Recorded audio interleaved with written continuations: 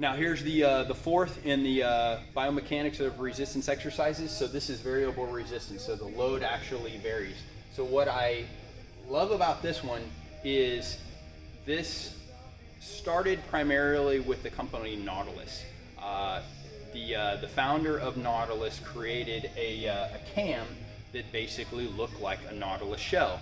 And what the plan was, engineering wise, and I'm not sure how many of these engineers actually worked out, but through a strength curve, now there's three, we've talked about this a lot in these, but we'll break it down in this one.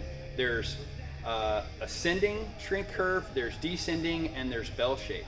And so depending on the actual movement will depend on where the strongest point of the lift is in recognition to the weakest point of the lift. So if we were going for, let's say, a squat, our strongest point would be basically a quarter squat, and up would be our strongest point, right? And then for a, let's say, a upright row, our strongest point would be the beginning initiation of the lift versus the end, right? The end of it. So those are examples of those two types, right? An arm curl, you've got a weaker point in the end, and then a middle at the strong, and then a weaker at the end. So, you know, there's a difference in those strength curves. Now, granted, some of the other movements, we're not just talking about a localized muscle, right? Upright row, you're utilizing a lot of different muscles.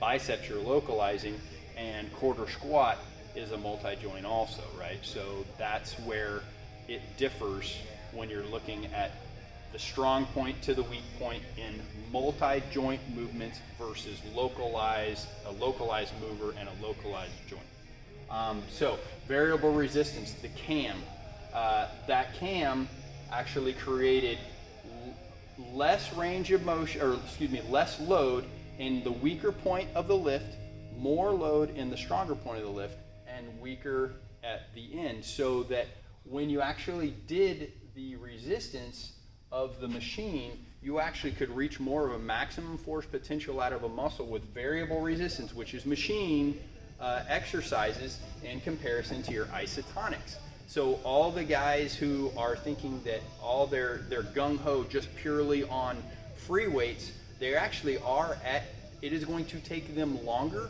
to reach their performance goals versus training in some of the variable resistance. Now, what's the drawback, right, of variable resistance? It's machine, right? It's not functional. It's localized, right? Primarily localized. Not to mention, you know, there's different research out there showing that the cams that were created weren't as correct as they claimed that they were. So, positives and negatives of both. I mean, I run F3, right? Do you see any machines in here? No.